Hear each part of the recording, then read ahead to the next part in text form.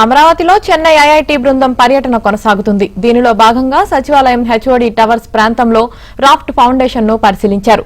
మధ్యాహ్నం హైకోర్టు భవన నిర్మాణ ప్రాంతాన్ని పరిశీలించనున్నారు. గడిచిన 5 ఏళ్లుగా రాఫ్ట్ ఫౌండేషన్ నీళ్లలోనే నానుతుంది.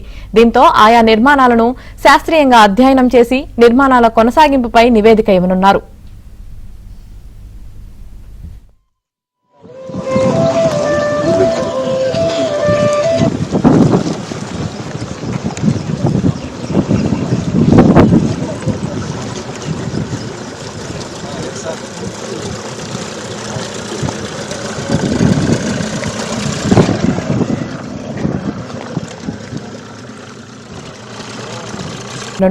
గడిచిన 5 ఏళ్లుగా రాఫ్ట్ ఫౌండేషన్ నీళ్లలోనే నానుతుంది. దీంతో ఆయా నిర్మాణాలను శాస్త్రీయంగా అధ్యయనం చేసి నిర్మాణాల కొనసాగింపుపై నివేదిక ఇవ్వనున్నారు.